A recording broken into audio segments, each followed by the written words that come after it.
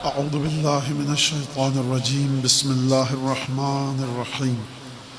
الحمد لله الذي جعل الحمد مفتاحا لذكره وسببا للمزيد من فضله ودليلا على آلائه وعظمته، ثم الصلاة والسلام على عبده وأمين وحيه وخاتم رسله سيدنا ومولانا أبي القاسم محمد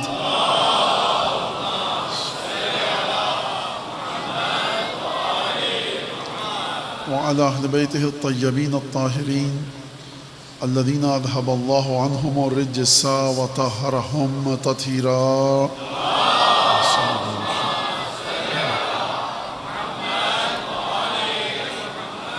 واللعن الدائم على أعدائهم أجمعين. أما بعد، فقد قال الله الحكيم في كتابه المجيد: أعوذ بالله من الشيطان الرجيم. قل الله ثم ذرهم فی خوضهم یلعبون. درود بھیجے محمد علیہ محمد.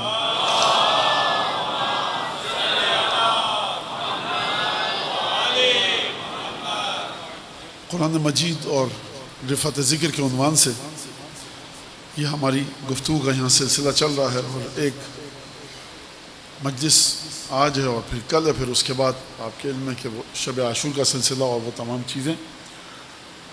لہٰذا یہ بات بھی آپ کے ذہن میں رہے کہ اس عشرے کے بعد اور کسی بھی عشرے کے بعد یہ نہیں کہا جا سکتا کہ موضوع کے بارے میں ایک ایک چیز پر گفتگو ہو گئی.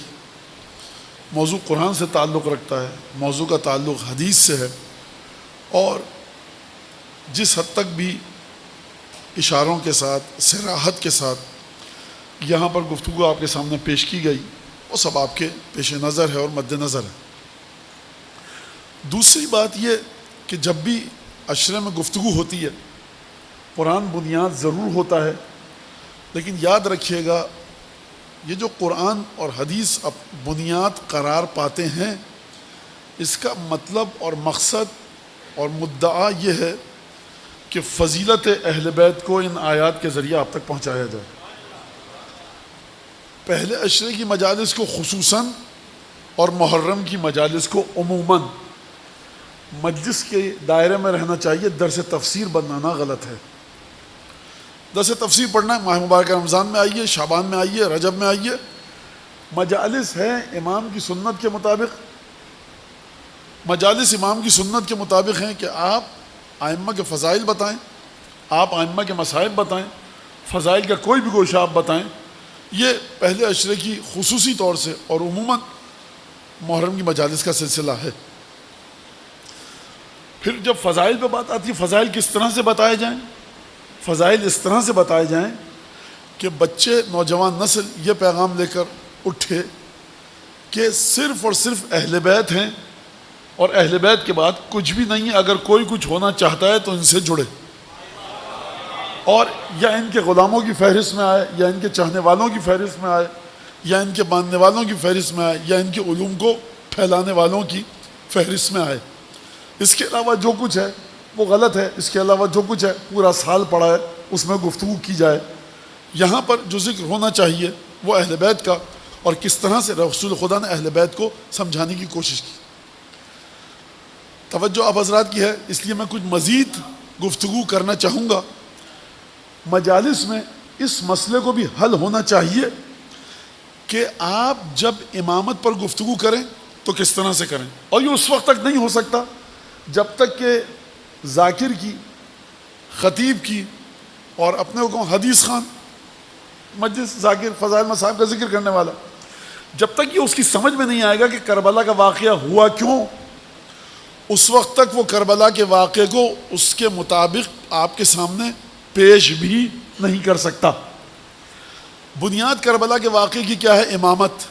یعنی جو ہمارا موضوع چل رہا ہے رفعت ذکر، ذکر کی بلندی، تو آپ کو ذکر کی بلندی دکھے گی امام سجاد کے خطبوں کے ذریعے، جناب زینب کے خطبوں کے ذریعے.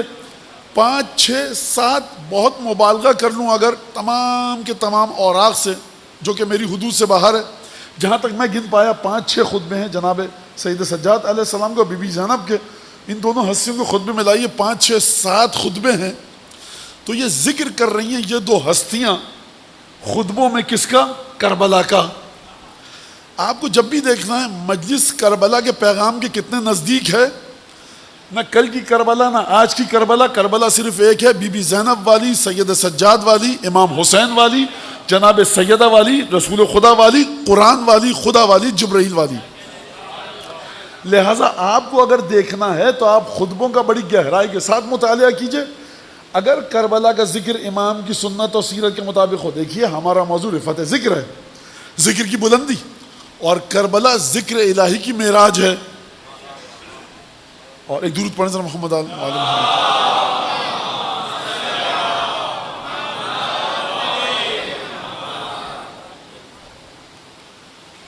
کہ جوش کا ایک مصرع میرے ذہن میں آ رہا ہے، اور وہ عجیب مصرع ہے کہ کس طرح سے، ایک چھوٹا سا بند ہے، آسان ہے. وہ فرماتے ہیں کہ گیر و دار کربلا پر اے شہید محترم، عقل نازاں ہے مگر جذبات کی آنکھیں نم. یعنی اے مولا حسین، کربلا کی جنگ کو دیکھ کر گیر و دار کربلا پر اے شہید، گیر و دار یعنی جنگ، یعنی لڑائی. جب کربلا کو دیکھتے ہیں ہم اے مولا حسین، تو گیر و دار کربلا پر اے شہید محترم، عقل نازاں ہے مگر جذبات کی آنکھیں نم. عقل کر رہی ہے، عقل کہتی ہے واہ واہ کیا کہنے، فلسفی کہتا ہے کیا کہنے، کسی بھی سماجی علوم سے تعلق رکھنے والا پڑھا لکھا شخص کہتا ہے کیا کہنے. لیکن خبردار، کربلا کی تعریف میں رک کر گمراہ مت ہو جانا. کربلا صرف تعریف کا نام نہیں، عقل نازاں ہے مگر جذبات کی آنکھیں نم. کربلا سنگم ہے، ملنے کی جگہ ہے تعریف اور غم کے. اگر صرف تعریف کرتے ہوئے رک گئے تو یہ غلط ہے. کیوں میں نے کہا غلط ہے؟ جتنی زیارتیں ہیں ائمہ سے آئی ہیں ذکر کربلا کے بارے میں، اس کو جا کر پڑھیے. اگر اس میں سوائے مظلومیت کے کچھ ہو، اگر سوائے دشمنان اہل بیت پر لعنت کے کچھ ہو، اگر سوائے دشمنان اہل بیت کے اس اعلان کے کہ یہ جہنمی ہے کچھ اور ہو، اگر خون حسین ابن علی کی مظلومیت، سید الشہداء کی مظلومیت، دین کو بیچ دیا ان لوگوں نے جو سید الشہداء کے دشمن ہیں، اس کے علاوہ کچھ اور ہو تو آپ اس پر بات کیجئے. لیکن عقل نازاں ہے مگر جذبات کی آنکھیں نم. کیونکہ تیرے جذبہ نصرت میں ہے آہنگ غم. جو چاہتا تھا حسین کی مدد کرنا 61 ہجری میں، وہ وہاں چلا گیا، اور جو چاہتا تھا مدد کرنا 61 ہجری میں نہیں تھا، اب وہ کف افسوس مر رہا ہے، حسرت ہے، پچھتاوا ہے، درد ہے، عجیب تکلیف کے مرحلے سے گزر رہا ہے کہ میں نہیں تھا. اور اگر آپ کو کسی سنت کو دیکھنا ہے کہ کاش میں کربلا میں ہوتا، کس کو دیکھیں گے آپ؟ بخدا بچوں کو یہاں ایک کاغذ پکڑوائیے، پینسل، اور کہیے بتاؤ کس کی سنت کے مطابق ہم اس جملے کو یاد کریں کہ کاش میں کربلا میں ہوتا. نام لکھو. جو کربلا کے بعد بچ گئے یا بچ گیا، وہ یہ کہیں گے نا کاش کربلا میں ہوتے. کس کی سنت سب سے واضح ہے؟ وہ سنت واضح امام سید ساجدین کی. اس کے علاوہ کوئی ہستی کہ جو چشم ظاہری سے بھی دیکھ سکے، چشم غیبی اور باطنی سے بھی دیکھ سکے، نہ امام سجاد کے بعد کوئی ہے اور نہ ہو سکتا ہے. ایک ایک عقیدے کی گتھیوں کو سلجھائیے امام کے فرامین اور ارشادات کی روشنی میں.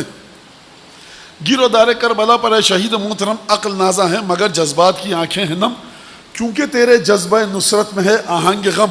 جب ہم کہتے ہیں اے مولا حسین کاش ہوتے، تیری نصرت کرتے، تیری مدد کرتے، تو خود بخود اس میں غم کا عنصر آ جاتا ہے.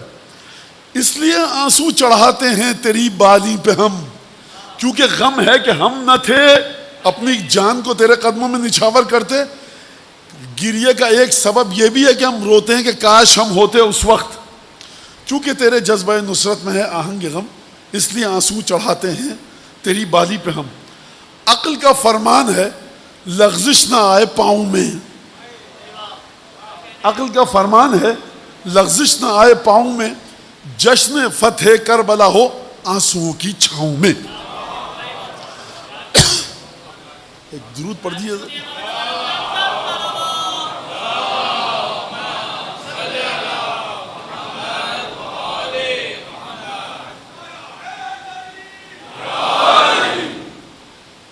لہٰذا یہ شعر، اچھا شاعر کا ہر شعر قرآن و حدیث کے مطابق نہیں ہوتا، ٹکراتا بھی ہے، تو ان اشعار کی ذمہ داری میں نے نہیں لی، میں صرف ان اشعار کی ذمہ داری لے رہا ہوں جو قرآن و حدیث کے مطابق ہو۔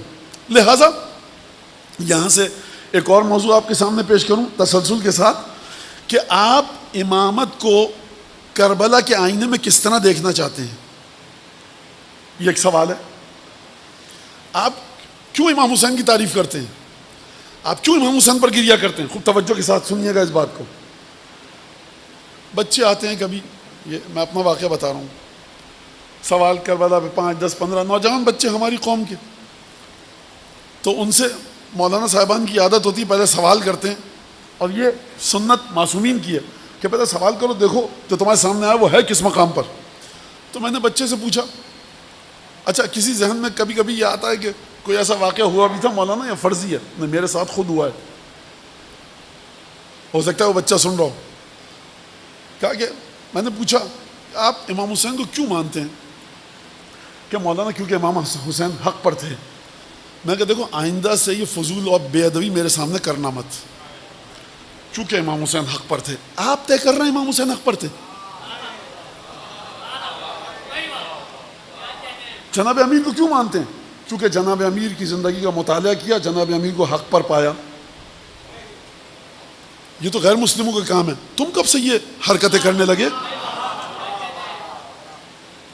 یہ نکالیے ان تمام نجاستوں کو جو ٹاک شو، سیاسی مجالس اور سنڈے منڈے ایڈیشن کے ذریعے آپ کے ذہن میں آیا ہے۔ بیٹھیے جا کر دسترخوان پر چھٹے اور پانچویں امام کے۔ ایک سے پوچھا تم کیوں امام حسین سے اتنی محبت کرتے ہو؟ کہ مولانا کیونکہ ڈٹے رہے اپنی بات پر۔ میں نے کہا تم اپنی اس بات پر ڈٹے رہو گے کہ امام حسین ڈٹے رہے اس لیے محبت کرتے ہیں؟ کہ جی مولانا۔ میں کہا جو تم جملہ کہہ رہے ہو نا، یہ امام حسین کی تعریف نہیں ہے، توہین ہے۔ اگر کوئی شخص یہاں پر بیٹھا ہو یہ سمجھتا ہے، یا بعد میں سنے ڈٹ گئے اپنی بات پر، تو سب سے پہلے اپنے ذہن سے اس نجاست کو نکالیے کہ ایک آپ کا امام ہے حسین ابن علی، آپ کے 12 امام ہیں۔ خوب توجہ کیجئے، اس جملے کی نہ صرف یہ کہ کریڈیبلٹی کوئی نہیں ہے معصومین کی بارگاہ میں، اس جملے کی حقیقت کوئی نہیں ہے، نہ صرف یہ کہ حقیقت نہیں ہے، معصومین کے سامنے پیش کیا جائے ناراض ہوں گے معصومین کہ مولا ڈٹ گئے اپنی بات پر۔ مجھے ایک زیارت، ایک حدیث، ایک خطبہ، کہیں ایک جگہ سے ایک جملہ نہیں، آدھا جملہ نہیں، ایک لفظ نکال کر بتائیے جس کا مطلب یہ ہو کہ مولا ڈٹ گئے۔ تعریف کی وجہ یہ ہے سرکار بہت دور جا چکی ہے قوم چھٹے اور پانچویں امام کے دسترخوان سے، سیدھی طرح آؤ چھٹے اور پانچویں امام کے دسترخوان پر۔ تو یہ جو آپ کربلا کا ذکر کر رہے ہیں، یہ میں نے معیار دے دیا آپ کو پرسوں یا ترسوں یا نرسوں، کہ جو رسول خدا کو اس عقیدے کے ساتھ درود بھیجے گا اس کا درود قبول ہے، ورنہ لاکھوں دفعہ درود بھیجتے رہو۔ اگر عقیدہ یہ ہے کہ کبھی نماز پڑھ دیتے تھے، کبھی قضا بھی کر دی، اللہم صلی اللہ علیہ محمد، کبھی پتہ نہیں ہوتا تھا کہ کبھی نہیں پتہ ہوتا تھا کھجور کے درخت لگانے کا حکم دیا، باغ برباد ہو گیا کھجور کا، یا رسول اللہ یہ آپ نے کیا کر دیا؟ رسول خدا کہ بھائی معذرت چاہتا ہوں، انتم عالم بے امور دنیا کو، تم کو پتہ ہے دنیا کیسے چلتی ہے، ہم کو تھوڑی پتہ ہے۔ یہ اصول کافی کا رسول نہیں ہے، یہ چھٹے اور پانچویں امام کا رسول نہیں ہے، تمہارا رسول اپنے پاس رکھو۔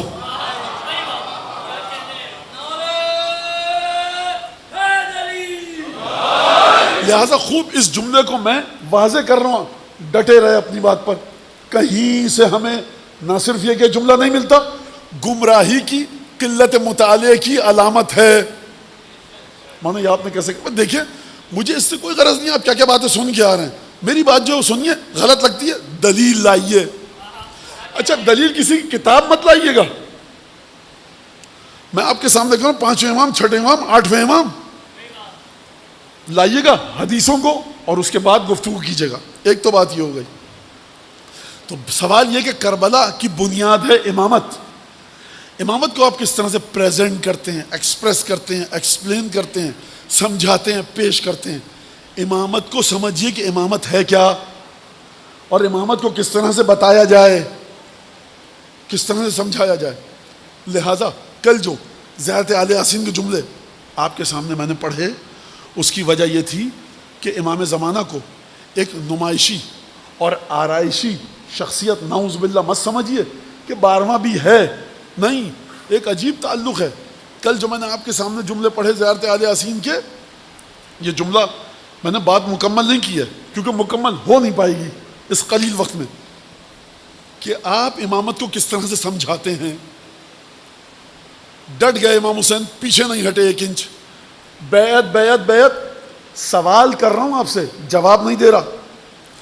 یہ جس بیعت کا آپ اتنا ذکر کرتے ہیں، اچھا اوقات کیا ہے بیعت مانگنے والے کی اور بیعت لینے والے کی جو میں ذکر کروں، لیکن ایک بات سن لیجئے، یہ جو آپ بیعت بیعت کا اتنا ذکر کرتے ہیں اپنے کلمات میں، اور اس کے بعد اپنے عقائد کو اس کی بنیاد پر تعمیر کرتے ہیں، یہ میں کیوں کہہ رہا ہوں آپ کو سب باتیں تھکا رہا ہوں کہہ کر؟ کیونکہ میری آبرو عزت تو کچھ ہے نہیں، جو کچھ ہے سید الشہداء کے صدقے کی وجہ سے ہے. ذکر مولا ہے آپ سنتے ہیں.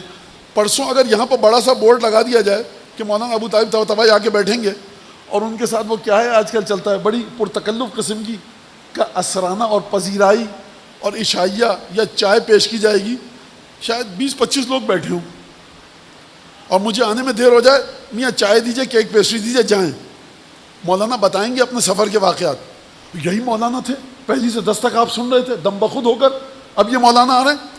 مولانا کچھ نہیں ہے، یہ تو مولا کا ذکر کرتے ہیں اس لیے مولانا کچھ ہیں. لہٰذا یہ بات میں نے احساس کی، یہ مجھے یہاں پر نہیں کہنی تھی کہ جس توجہ کے ساتھ آپ سن رہے ہیں، تو یہ میری ذمہ داری ہے کہ جس توجہ کے ساتھ ان باتوں کو سن رہے ہیں، تو میری ذمہ داری ہے کہ امامت کو اس طرح سے سمجھاؤں کہ جس طرح سے چھٹے اور پانچویں امام نے بیان فرمایا. خوب توجہ کیجیے گا.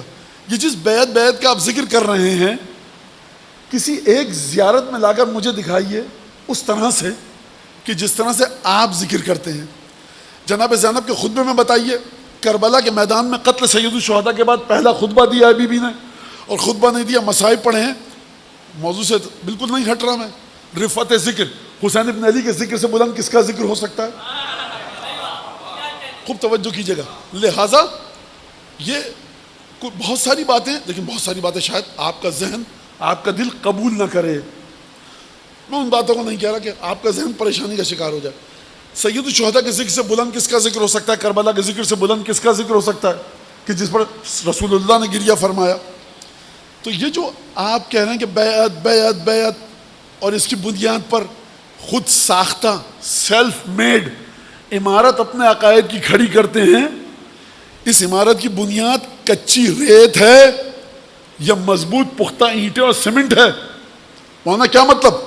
اس بیعت کی بنیاد پر عقائد کی تعمیر کرنے والا ہے. آپ کے عقائد، ان کی بنیاد چھٹے اور پانچویں امام کی کے اقوال ہیں، بی بی کے خطبے ہیں، سید سجاد کے خطبے ہیں، یا اناپ شناپ ہاکی بس یہ ہے اور اس طرح سے چلتے رہے آگے اور ایک عمارت تعمیر کر لی امامت کی؟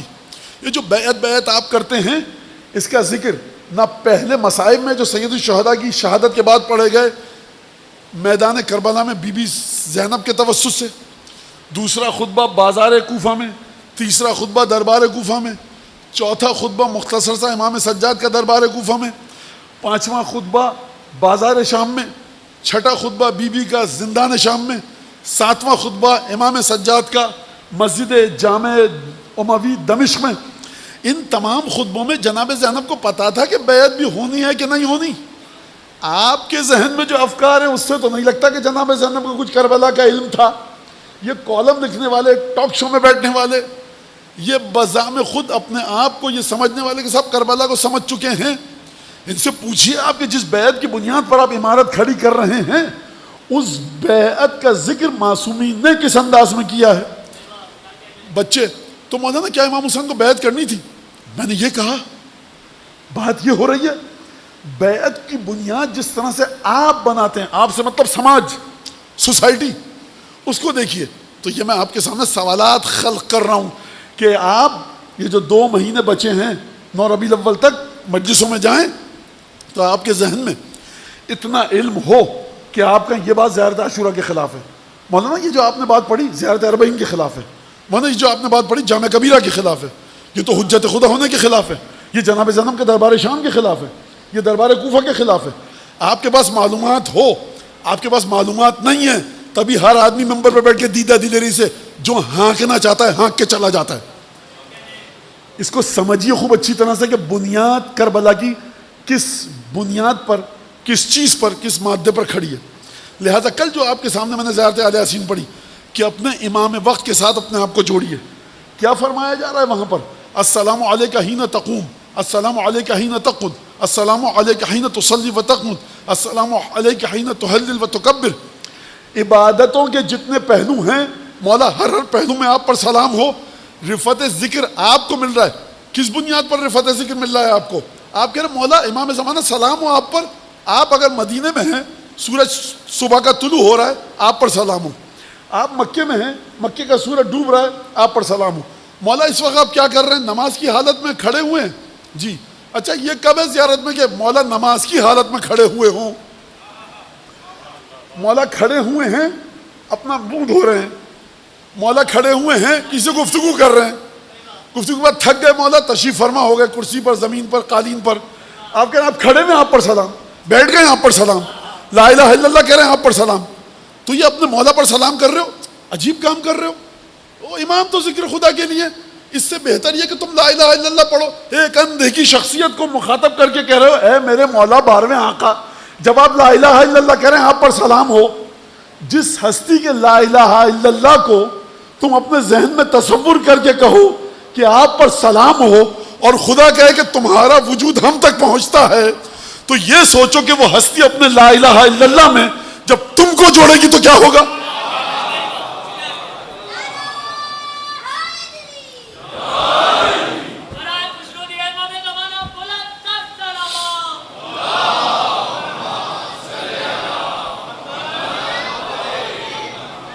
امامت کو سمجھیے، امامت کو خوب توجہ کیجیے گا، اور خوب توجہ کیجیے اس بات پر.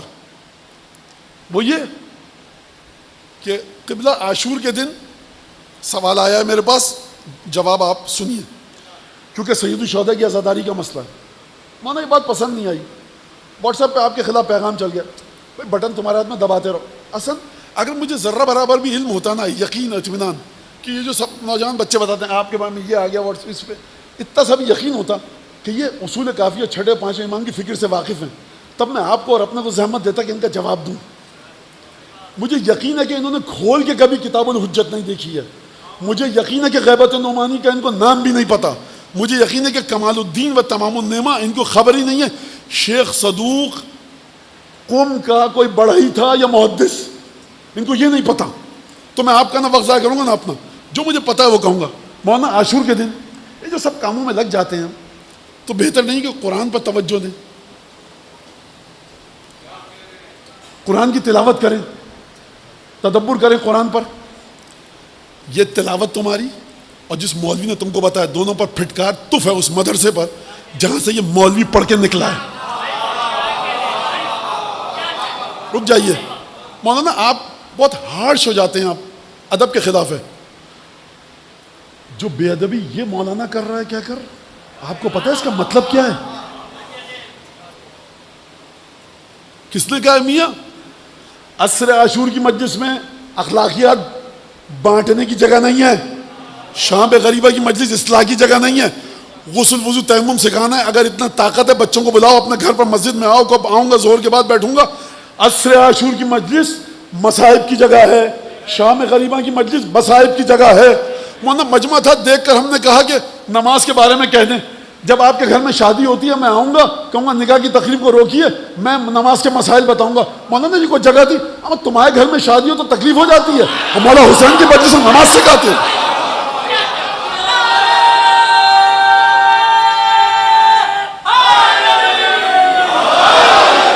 یہ جو ہے نا مولانا، آپ نوجوانوں کو بگاڑ رہے ہیں.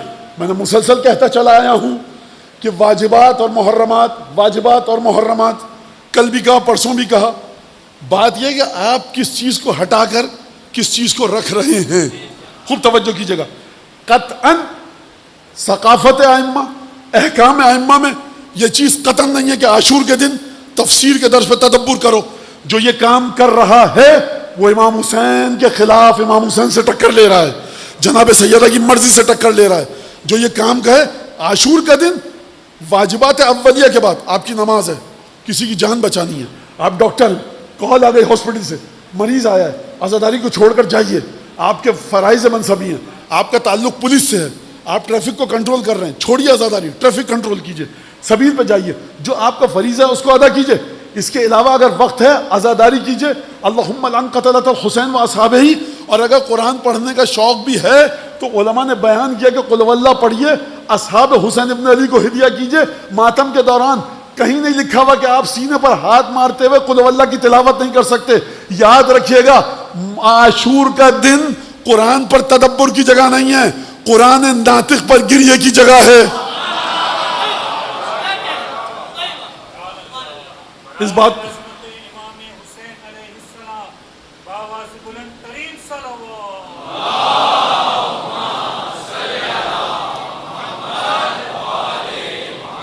اچھا کوئی بعد میں آ کے بچہ نوجوان محبت کی ماننا آپ نے کر لیے گا، وہ واٹس ایپ پہ فیس بک پہ آ گیا. میں نے کہا نا کہ میں اس سطح پر ہی نہیں سمجھتا کہ جس نے کچھ پڑھا ہوا ہو تو اس سے بات کی جا سکے. میں بات کروں اب چھٹے امام پانچویں امام کی، آپ لانے فلاں کی بات فلاں کی بات فلاں کی بات. تو سرکار اتنا وقت ہے نہ، یہ قدر و قیمت نہ وقت ہے ان باتوں کی. خوب توجہ کے ساتھ اس بات کو سنیے. لہذا جو چیز بھی عاشور کے دن واجبات اولیہ کے علاوہ، اس قانون کو سن لیجئے، جو چیز بھی واجبات اولیہ کے علاوہ، واجبات اولیہ کا مطلب کیا؟ کسی کو وضو کرنا ہے، یہ واجبات اولیہ ہے. مولانا رک گئے، وضو کیجئے. غسل واجب ہے، غسل کیجئے جا کر. مولانا کپڑے نجس ہو گئے، کپڑے پاک کیجئے. حکم کیا ہے عاشور کے دن؟ ثوب نظیف، پاکیزہ لباس پہن کے آؤ عزاداری میں. خوشنما نہیں، مہنگا نہیں، خوبصورت نہیں، پاک و صاف کی بات ہو رہی ہے.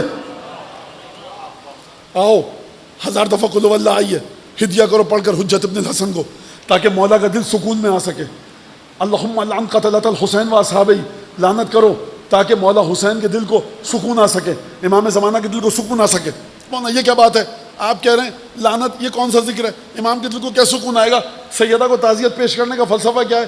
تعزیت تو غمزدہ کو دی جاتی ہے، امام حسین اس وقت جنت میں سیدہ کے ساتھ، تو تعزیت کا کون سا فلسفہ؟ کبھی کھول کر مفاتیح کھول کے دیکھ لیا کرو.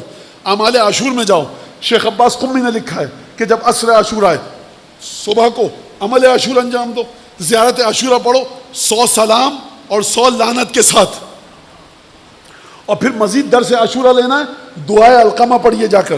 اور پھر دعائے علقمہ کا رب دیکھیے چھٹی زیارت کے ساتھ کیا ہے، دعائے علقمہ کا امیر المومنین کے ساتھ کیا تعلق ہے، کیوں جوڑا گیا سید. ارے امامت سرکار زندگی بھر امامت پر گفتگو ہوتی رہے، بات ختم نہیں ہو سکتی. اور پھر جا کر سمجھیے. لہٰذا صبح کو یہ کام کیجئے. عمل عاشور نہیں کر سکتے، عمل عاشور لعنت بھیجیے مولا حسین کے قاتلوں پر، مولا حسین کے اصحاب پر درود پڑھیے، قل اللہ پڑھ کر ہدیہ کیجئے. کس صورت میں کہہ رہا ہوں؟ چلنے پھرنے کی ہمت نہیں ہے انسان کی، بیٹھا ہوا ہے کیا کرے؟ نوحہ سنے، عزاداری کرے، گریہ کرے، مشغول ماتم اور عزاداری اور گریہ و بکا رہے. اس کے بعد عصر کے وقت کیا فرمایا شیخ عباس قمی نے؟ رفت ذکر ہے نا، رفت ذکر کو سمجھیے. کیا رفت ذکر ہے؟ جس طرح سید الشہداء نے کربلا میں ذکر خدا کیا، کوئی نہیں کر سکتا، نہ کسی نے کیا. اس ذکر کو آپ کیسے تولیں گے؟ ترازو لائیے، تولیے. بھائی آپ کہتے ہیں جس نے ایک دفعہ فلاں ذکر کیا سیدہ اس سے اس طرح خوشحال ہوتی ہیں، آپ نے یہ کام کیا رسول خدا اس طرح سے ثواب دیتے ہیں، فلاں کام کیا 12 امام خوش ہوتے ہیں، فلاں کام کیا فلاں امام یہ کہتے ہیں. یہ ترازو ہے نا، ائمہ نے بتائے. مجھے یہ بتائیے امام حسین علیہ السلام نے، سید الشہداء نے جو ذکر کیا کربلا میں، اس کا ترازو ہے آپ کے پاس سمجھانے کے لیے؟ یہ ترازو خدا کے پاس ہے. اور خدا نے کس کو دیا؟ وارث حق حقیقی یہ سید الشہداء یعنی سید ساجدین، یعنی حضرت باقر العلوم، یعنی امام صادق، یعنی امام کاظم، یعنی امام رضا. سلسلہ آتا ہے چلتا ہوا کہاں تک؟ حضرت حجت ابن الحسن العسکری صاحب العصر والزمان تک.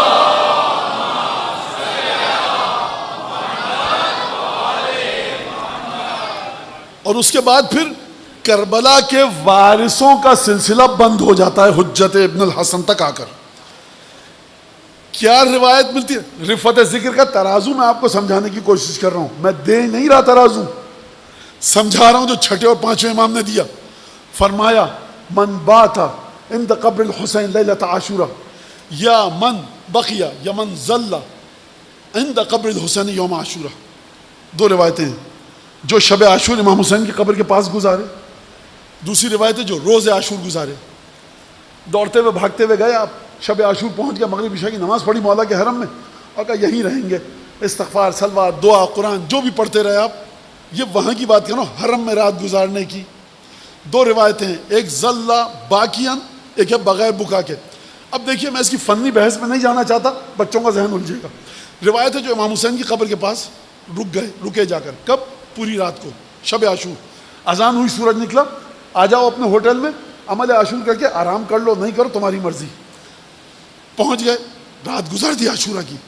ایک شخص رات کو نہیں پہنچا، 3 بجے 4 بجے پہنچا، دوڑتا ہوا حرم میں گیا، صبح کی نماز سے پہلے صبح کی نماز پڑھی. اب یہ شخص پورے دن عاشور کا گزارے قبر سید الشہداء کے پاس. تو دو روایتیں سمجھ میں آ گئیں. ایک روایت ہے پوری رات گزارنے کی، ایک روایت ہے پورا دن گزارنے کی. روایت ہے کہ جو پوری رات گزارے، یا کوئی نہیں آ سکا پورا دن، اب کسی میں اتنی طاقت ہے کہ دن بھی گزارے اور رات بھی. اور سلام ہے ایسی ماؤں کو کہ مجھ سے خود، مجھ میں تو سرکار دیکھیے میں مجھ میں یہ اوقات نہیں ہے میری کہ میں یہ سوچ بھی سکوں کہ پورے 24 گھنٹے مولا کی قبر کے پاس. معرفت آپ کی زیادہ ہے، میں تو بس 4-5 حدیثیں اور آیتیں آتی ہیں آپ کو بتا رہا ہوں. ماؤں کو سلام ہے جو مومن آ کر کہتے ہیں مولانا آپ نے حدیث پڑھی تھی، الحمدللہ مولانا پوری رات گزاری، شام غریباً کے بعد ہوٹل گئے. یہ مت سمجھیے میں آسمانوں کی بات کر رہا ہوں. اب آپ نے خوب توجہ کیجئے گا اس بات پر، اپنے امام کی بات پر. آپ نے رات گزاری، اللہ اکبر پڑھا نہیں مولانا، بیٹھے رہے زری کو دیکھتے رہے بس.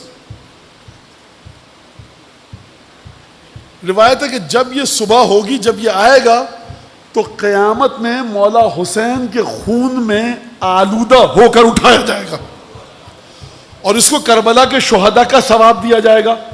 تو اس ہستی کے مرتبے کا میں بیان کیا کروں کہ شب عاشورہ جس کی قبر کے پاس بیٹھنے کا ثواب ایسا ہو کہ جب قیامت میں آپ کو اٹھایا جائے تو مولا حسین کے ساتھیوں کی طرح خون میں آلودہ ہو کر اٹھیں. یعنی جس ہستی کی قدر و قیمت اور منزلت یہ ہے کہ کوئی ذکر نہ بھی کرو، اس کی قبر کے پاس بیٹھ جاؤ تو خدا تمہیں ہر ذاکر کے ذکر سے بالا تر ہو کر ثواب دے گا. اس کو آپ کیسے سمجھیں گے؟ لہٰذا آپ آئیے اپنے زمانے کے امام کے ساتھ تعلق کو جوڑیے، چھٹے اور پانچویں امام کے ذریعے سمجھیے کہ سلسلہ کیا ہے. کیا بتایا تھا میں نے آپ کو کہ امام اپنے مقام پر ایستادہ ہیں، کھڑے ہوئے ہیں، بیٹھے ہوئے ہیں، مولا آپ پر سلام ہو. تو آپ یہ کام کیجئے کہ مولانا یہ کیا امام پر سلام ہو، کھڑے ہوئے ہیں بیٹھے ہوئے ہیں، امام پر سلام ہو، تشہد پڑھ رہے ہیں سلام ہو، قنوت پڑھ رہے ہیں سلام ہو، قرآن پڑھ رہے ہیں سلام ہو. تو آپ اس کے بجائے قرآن پڑھیے نا، امام تو عمل کے لیے آیا ہے، آپ امام کی محبت سلام ہو سلام ہو سلام ہو. تو سب سے پہلی بات تو یہ امام معصوم سے کہیے کہ جس نے آپ سے کہا کہ ہمارے فرزند کے ہر مرحلے پر زندگی کے سلام بھیجو. دوسری بات یہ کہ زاویے کو سمجھیے، جہت کو سمجھیے. یعنی خدا اور چھٹے اور پانچویں امام زیارت آل یاسین کے ذریعے آپ کو سمجھانا چاہ رہے ہیں کہ جس ہستی کے زندگی کے جس پہلو کو بھی تم دیکھو اور اس کو سلام بھیجو اس پر، تو تمہیں اس کے ساتھ جوڑا جائے گا. اس کے ذکر کی قدر و قیمت اتنی ہے کہ تمہیں خدا ان کے ساتھ جوڑ دے گا. معمولی بات نہیں ہے. آپ ان چیزوں کو سمجھیے. سید الشہداء کے اصحاب پیاسے دنیا سے گئے، مولا پیاسے دنیا سے گئے. آپ مانتے ہیں کہ جس نے پانی بند کیا ملعون، مولا حسین پر پانی بند کیا گیا مظلوم. مولا حسین کی پیاس کو آپ یاد کرتے ہیں. اچھا کنسٹرکٹیو کام کیجئے، کوئی تعمیری کام کیجئے، کیا فائدہ؟ مولا حسین تو چلے گئے جنت میں، حوض کوثر سے سیراب ہو رہے ہیں، آپ یاد کر لیں گے تو کیا فائدہ ہو جائے گا؟ بچوں کو کیوں بتاتے ہیں مولا حسین پیاسے گئے؟ ہائے سکینہ ہائے پیاس، یہ کیا عجیب نو ہے مولانا، عجیب فضول سی بات ہے. پانچویں امام نے کہا ہے میرے کہ پیاس کو یاد رکھو جد کی. چھٹے امام نے فرمایا، ساتویں امام نے فرمایا، آل محمد نے فرمایا، خدا نے کہا ہے، جبرائیل نے کہا ہے، آدم نے کہا ہے، جناب امیر نے کہا ہے. حسین کی پیاس کو اپنے بچوں کی نسل تک منتقل کرو کہ تمہارا مولا پیاسا گیا تھا. مولانا کیا ہو جائے گا؟ ہونے کو کیا ہوگا مجھے نہیں پتا، لیکن یہ امانت ہے. ہائے سکینہ ہائے پیاس کہہ کر ماتم ہونا چاہیے. خوب توجہ کیجئے اس بات کے اوپر. پھر فرمایا جو میں نے کل زیارت آل یاسین، وہ یہ کہ فرمایا مولا سلام ہو آپ پر. کون سا سلام ہو؟ حین تقوم و تقعد، جب کھڑے ہوتے ہیں بیٹھتے ہیں آپ پر سلام ہو. تصلی و تقنت، آپ پر سلام ہو. نماز پڑھتے ہیں قنوت پڑھتے ہیں آپ پر سلام ہو. مولا السلام علیکم فی آناء اللیل و اطراف النہار، مولا آپ پر سلام ہو دن کے تمام حصوں میں اور رات کے تمام حصوں میں۔ اب کل کی بات تھی، میں دوبارہ دہرا رہا ہوں اس کو مزید، کوئی مولا کی زندگی کا پہلو بچا، 12ویں آقا کی زندگی کا کوئی پہلو بچا سلام سے؟ کوئی نہیں بچا۔ لیکن اس کے بعد زائر کا دل تڑپ رہا ہے وہ مکمل کیسے کرے؟ ارے مولا یا ابن رسول اللہ، یا صاحب العصر والزمان، یا مولانا صاحب العصر والزمان، اب ہر سلام تو بھیج دیا لیکن دل میں ٹھنڈک نہیں پڑ رہی۔ خوب توجہ کیجیے گا، دل میں ٹھنڈک نہیں پڑ رہی تو کیا کہتا ہے چاہنے والا مولا کا؟ السلام علیکہ بجوامع السلام، سلام کے جتنے بھی پہلو ہیں خدا کے علم میں وہ سب کے سب آپ پر نثار۔ اگر اس کو سمجھنا ہے نا تو ماں اپنی اولاد سے جو لاڈ کرتی ہے، کبھی ہاتھ چومتی ہے، کبھی منہ چومتی ہے، کبھی لب چومتی ہے، کپڑوں کا بھی بوسہ لیتی ہے، کپڑوں کو بھی سونگتی ہے، کیا مطلب؟ یعنی اولاد کی محبت کا کوئی گوشہ، کوئی پہلو اس ماں کے دل سے باہر نہیں ہے۔ خوب توجہ فرمائی آپ نے۔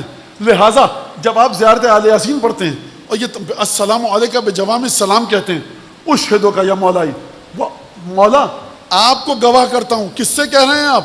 اپنے بارے میں، اشہدو کا واشہد ان لا الہ الا اللہ وحدہ لا شریک لہ واشہد ان محمدا عبدہ ورسولہ لا حبیب الا ہوا واہلہ واشہدک یا مولائی ان علی امیر المؤمنین حجتہ والحسن حجتہ والحسین حجتہ وعلی ابن الحسین حجتہ ومحمد ابن علی حجتہ وجعفر ابن محمد حجتہ وموسیٰ ابن جعفر حجتہ وعلی ابن موسیٰ حجتہ ومحمد ابن علی حجتہ وعلی ابن محمد حجتہ والحسن ابن علی حجتہ۔ کیوں لیے میں نے نام؟ کہ دیکھو ان کا نام لینا بھی خدا کو پسند ہے۔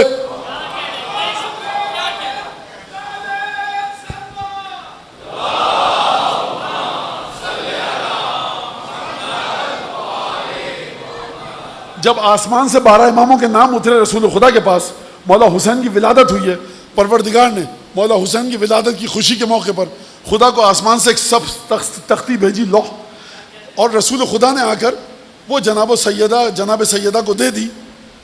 جناب سیدہ نے فرمایا جابر بن عبداللہ انصاری سے کہ میرے بابا کے لیے یہ تختی آئی تھی آسمان سے، خدا نے بابا کو بھیجی، رسالت کو بھیجی، رسالت عصمت کو دے دی۔ یا رسول اللہ آپ کے لیے دی تھی، یہ سیدہ کو کیوں دی؟ کیوں دی؟ وجہ کیا تھی؟ میں بتاؤں، آپ بتائیں گے، سیدہ بتائیں گی؟ فرمایا دو نسخے ہیں، لَيُبَشِّرَنِي بِذَلِكَ او لَيَسُرَّنِي بِذَلِكَ۔ میرے بابا نے مجھے اس لیے دی کہ تاکہ مجھے خوشخبری دے سکے۔ دوسرا لفظ یہ ہے کہ میرے بابا نے مجھے تختی اس لیے دی کہ مجھے خوش کر سکے۔ خوب توجہ کیجیے گا، تختی میں کیا لکھا ہوا ہے؟ تمہارا شوہر امام، اپنے الفاظ میں، تمہارے دونوں بیٹے امام، تمہارا نواسا پوتا سید ساجدین امام، آتے رہیے اماموں کے ناموں تک، یہ سب امام۔ یہ آپ کو پتہ ہے کہ نہیں پتہ ہے؟ پتہ ہے۔ کب پتہ چلا؟ مولانا یاد تو نہیں ہے لیکن 6 7 8 10 سال کے تھے، آپ کو 10 سال کی عمر میں پتہ چلا۔ سیدہ کو جب یہ تختی ملی ہے تو سیدہ کی عمر مبارک اس وقت 15 16 17 سال تھی تقریباً، سمجھ لیجیے۔ تو سیدہ کو نہیں پتہ تھا اس وقت، ارے اچھا میرا شوہر امام ہے، مجھے نہیں پتہ تھا، میرے دونوں بیٹے امام ہیں۔ سیدہ کو علم تھا کہ میرا شوہر بھی امام ہے، میرے 11 بیٹے بھی امام ہیں، لیکن غیب سے جو تختی آئی ہے میرے بچوں کے نام ہے، میرے شوہر کا نام ہے، مجھے خوشی ہو رہی ہے دیکھ کر۔ تو اب سمجھ میں آیا جو مومنین اپنے گھروں میں 12 اماموں کے نام لگاتے ہیں، دیکھ دیکھ کر خوش ہوتے ہیں، ارے کیا یہ کیا فضول چیز لگائی ہوئی ہے؟ سرکار بہت فضول چیز ہے، مسئلہ یہ ہے کہ نعوذ باللہ جس چیز کو آپ فضول کہہ رہے ہیں نا، میری شہزادی کو یہی نام رسول خدا نے دیے تھے تاکہ تم خوش ہو جاؤ۔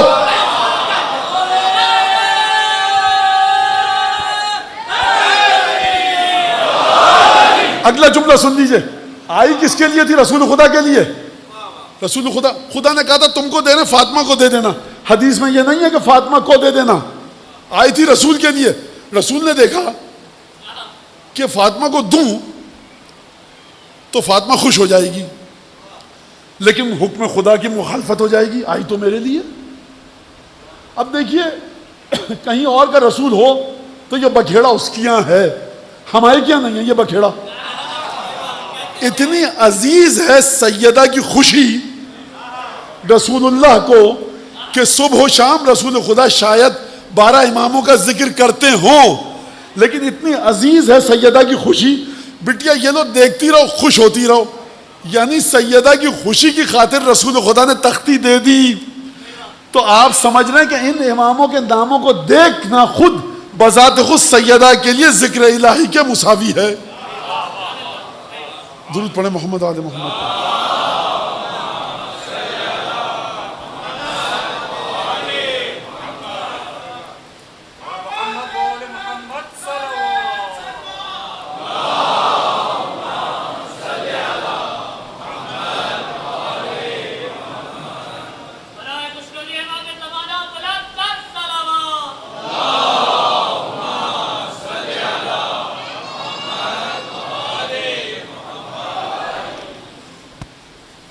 تو اب آپ دیکھیں نا ذکر صرف لا الہ الا اللہ ذکر نہیں ہے، اللہم صلی علی محمد وآل محمد ذکر نہیں ہے، نفس سبحان اللہ والحمد للہ ولا الہ الا اللہ واللہ اکبر ذکر ہے کہ نہیں ہے، قرآن ذکر ہے کہ نہیں ہے، تسبیح استغفار ذکر ہے کہ نہیں ہے، یہ سب ذکر ہے نا.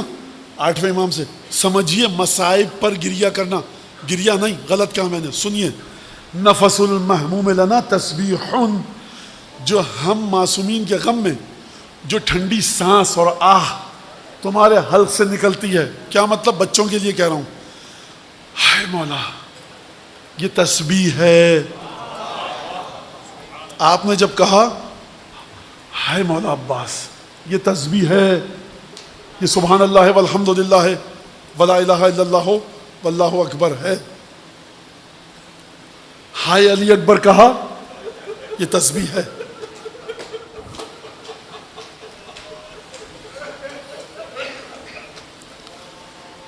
انیس فرماتے ہیں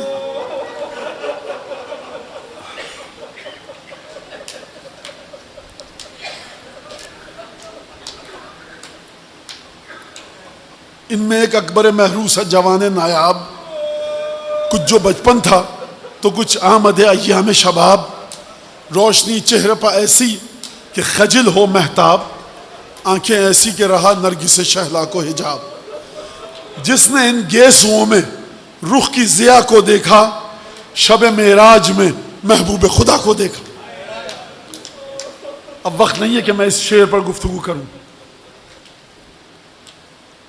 مولا کا ایک مؤذن ہے، اس کا نام ہے حجاج ابن مسروق. حر کے لشکر سے جب سامنا ہوا تو رسول خدا جناب سید الشہداء نے حجاج ابن مسروق کو حکم دیا تم اذان دو. ایک دفعہ شب عاشور آئی، شب عاشور گزری، صبح عاشور کی سفیدی عیاں ہوئی، فجر کا وقت ہوا. ارباب تواریخ و مقاتل کے مطابق مولا نے حکم دیا اپنے بیٹے کو کہ بیٹا علی اکبر اذان دو. علی اکبر نے اذان دی. صاحب اذان مقتل کہتے ہیں، ایک چھوٹا سا بند ہے سن لیجئے، 2-4 شعر ہیں. بالکل وہی صدا ہے پیغمبر کے بعد بھی. اس تمام مرد جتنے ہیں نا، ان میں صرف ایک ہستی ہے کہ جس نے گوش سماعت ظاہری کے ذریعے پیغمبر کی آواز کو سنا ہے. وہ کون ہے؟ حسین ابن علی. اور خواتین میں کون ہے جس نے سنا ہے آواز کو؟ ایک تو نواسی ہے حضرت عقیلہ بنی ہاشم بی بی زینب، اور دوسری جناب فضہ. ان 2 ہستیوں نے اپنے ظاہری کانوں کے ذریعے پیغمبر کی اذان کو سنا. 3 ہستیاں ہیں کربلا میں. فرماتے ہیں بالکل وہی صدا ہے پیغمبر کے بعد بھی، لہجہ ہے پھر وہی اسی لہجے کے بعد بھی.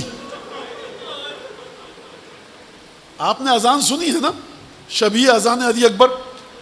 اب شاعر کہہ رہا ہے کہ دیکھیے سب کے لیے اذان ہے، لیکن جب اکبر چلے جائیں گے نا اور کربلا کا واقعہ ختم ہو جائے گا اور بیویاں مدینے جائیں گی، تو جب بھی صبح کی اذان ہوگی ماں کو علی اکبر یاد آئے گا. بالکل وہی صدا ہے پیغمبر کے بعد بھی, لہجہ ہے پھر وہی اسی لہجے کے بعد بھی, اور فرمایا لیلا کہاں ہیں صبر سے اس وقت کام لیں, سننا ہے اس اذان کو اکبر کے بعد بھی.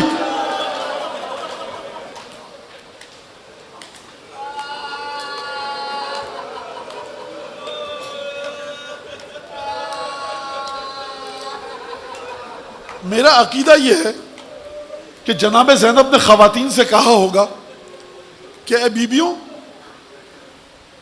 یہ جو آواز آئی ہے نا ابھی, تم لوگ کہتے تھے نا کہ آپ کے نانا کی آواز کیسی ہے, پر دیکھو یہی میرے نانا کی آواز ہے. یاد ہے نا آپ کو, آواز پیغمبر کی آواز سے ملتی تھی. میں کہوں گا شہزادی زینب سے, بی بی جی بھر کے اس آواز کو سن لیجئے, بس آج کے بعد یہ آواز سننے کو نہیں ملے گی. اذان ہوئی, صبح کی نماز ادا کی گئی حسین ابن علی کی امامت میں. ظہر کا وقت آیا, اصحاب موجود ہیں, ظہرین کا وقت گزرا, یار و یاور و انصار جا چکے. اب شہادت کا سلسلہ چلا بنو ہاشم کا. اب باری آئی ابو طالب و عبداللہ و آمنہ اور خدیجہ کے خون کی قربانی کی. آپ سنتے ہیں نا عاشور کے دن سلام تقدم ولدی.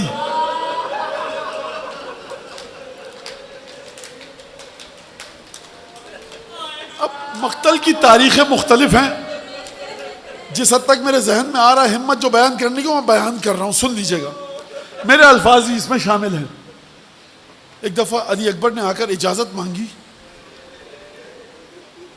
حسین ابن علی نے بعض بزرگان نے جو اپنے مقاتل میں گفتگو لکھی ہے اس کے مطابق فرمایا, جاؤ خواتین سے رخصت لے کر آ جاؤ. رخصت کا لفظ آیا, آپ کی آوازیں مزید بلند ہوئی ہیں گریے کی, کہ علی اکبر خیموں میں گئے پھپھیوں کے, ماؤں کے, بہنوں کے. مجھے یہ بتائیے کہ جب علی اکبر نے پردہ ہٹایا ہوگا اور یہ شہزادہ خیمے میں آیا ہوگا, بیویوں کو بتانے کی ضرورت نہیں ہے کہ اکبر کیوں آئے.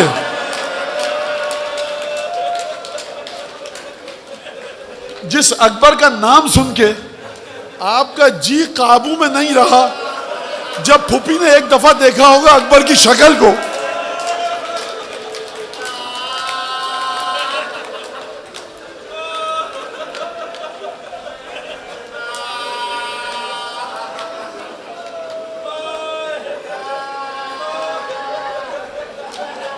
اچھا ایک جملہ کہوں میں آپ سے, تاریخ خاموش ہے کہ خیمے میں کیا ہوا.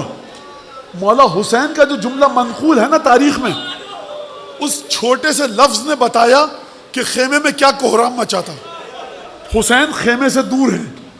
ایک دفعہ جب بہت طویل وقت لگ گیا تو حجت خدا فرزند سیدہ خیمے کے دروازے کے پاس تشریف لائے, داخل نہیں ہوئے. کہا کہ دعی ہے فَإِنَّ الْحَبِيبَ يَشْتَاقُ إِلَى الْحَبِيبِ.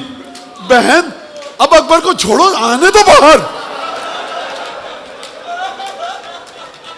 اب میں اس جملے کو اپنی زبان میں تشریح کروں. آپ سنتے ہیں نا کبھی خیمے کا پردہ اٹھتا تھا, کبھی گرتا تھا. اس کا مطلب جانتے ہیں, جب اکبر سب کی طرف دیکھتے تھے, پھوپھیوں کو گلے لگاتے تھے, بہنوں کو گلے لگاتے تھے, پھوپھیوں سے ملتے تھے, جب جاتے تھے کوئی بیوی آبا کا دامن پکڑ کے کہتی تھی ارحم غربتنا, بیٹا علی اکبر ایک دفعہ اور چہرہ دکھا جاؤ. کوئی بہن کہتی تھی بھیا ایک دفعہ اور دیکھ لو. وا محمد و علی و جعفر و حمزہ.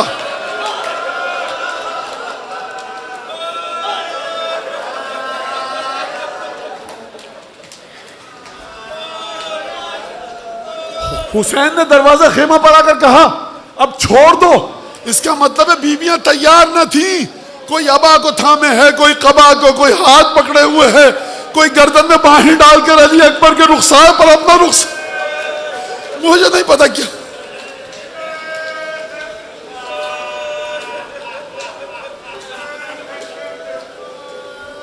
اکبر باہر آئے, راہوار منگوایا گیا. حسین نے وہ کام کیا جو کسی کی شہادت پہ نہیں کیا. آیت پڑھی, آیہ استفا, ان اللہ استفا آدم و نوحا وعلی ابراہیم وعلی عمران علی العالمین ذریۃ بعضها من بعض. فرمایا خدا نے ابراہیم کو منتخب کیا, انبیاء کی اولادوں کو منتخب کیا, یعنی پروردگار اب اولاد انبیاء کی قربانی کی باری آ چکی ہے. آپ سمجھ رہے ہیں علی اکبر کا خون حقیقت کیا ہے؟ علی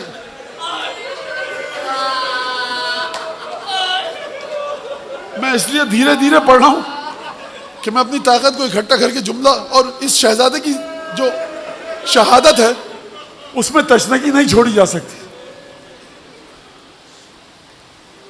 جب اکبر آئے ہیں نا, گھوڑے پہ بیٹھے ہیں اور راہوار کو ایڑ لگا کر گئے میدان کی طرف. صلی اللہ علیہ یا صاحب العصر والزمان آجرک اللہ یا بنت رسول اللہ, آجرک اللہ یا سید الشہداء. میں جناب لیلا کو پرسا دوں یا امام حسین کو, یا جناب زینب کو مخاطب کروں؟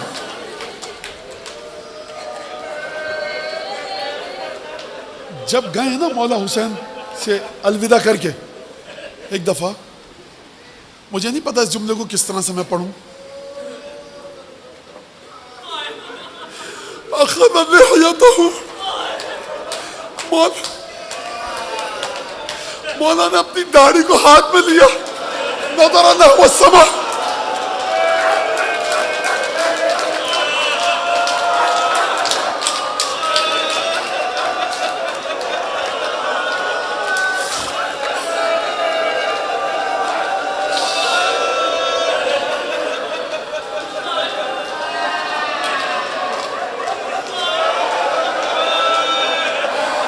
وقال اللہم اشہد علی ہؤلاء القوم, پروردگار گواہ رہیو, لقد برز الیہم شاب اشبہ الناس خلقا وخلقا ومنطقا وکلما اشتقنا الى زیارت نبیک نظرنا الى وجہہ. پروردگار گواہ رہیو, اب وہ جا رہا ہے جو شکل و صورت و کردار و گفتار میں تیرے نبی کی تصویر تھا. جب بھی ہم کو تیرے نبی کی زیارت کا شوق ہوتا تھا اکبر کو دیکھتے تھے.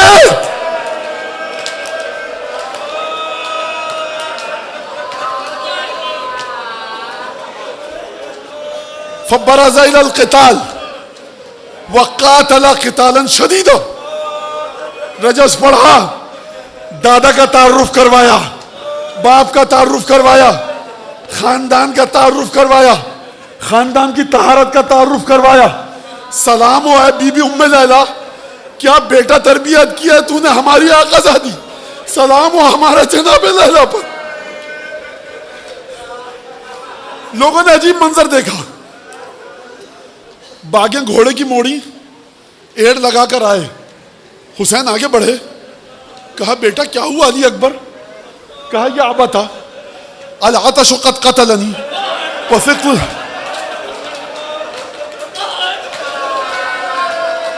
هل الى شربة من الماء السبيل هل الى شربة. بابا پیاس مارے ڈال رہی ہے, لوہے کی گرمی بے چین کر رہی, پانی کا ایک گھونٹ مل سکتا ہے تاکہ طاقت آئے اور آپ کے دشمنوں کو جہنم واصل کر سکوں. آپ کیا سنتے ہیں؟ کہیں پر ملتا ہے عقیق کی انگوٹھی دی.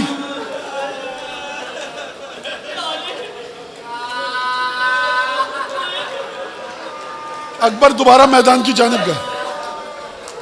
شیخ عباس قمی پر خدا کی رحمت نازل ہوں. نفس المحموم میں شیخ عباس قمی نے لکھا ہے, جب اکبر کے مصائب لکھتے لکھتے یہاں تک آئے تو فرمایا کہ مجھے یاد آ رہا ہے جنگ صفین کا منظر. محمد حنفیہ جناب امیر کا بیٹا لشکر شام پر حملہ کیا, صفوں کو چیرتے ہوئے گئے, واپس آئے, پیاس لگی تھی, جناب امیر نے مشکیزہ اٹھایا، پانی پلایا، محمد نے پانی پیا، مشکیزے کا بچا ہوا پانی محمد کی زرہ پر ڈالا، زرہ لوہے کی ہے، بابا کیا کر رہے ہیں؟ کہا بیٹا زرہ گرم ہو گئی ہے دھوپ کی شدت سے، میں چاہتا ہوں تجھے ٹھنڈک پہنچے، میں ایک جملہ کہوں گا جناب امیر سے، یا علی ذرا کربلا میں آئیے، وہ آپ کا محمد تھا، یہ حسین کا محمد ہے، مشکیزہ نہیں ہے، پانی کا گھونٹ موجود نہیں ہے، اکبر گھوڑے سے زمین پر گرا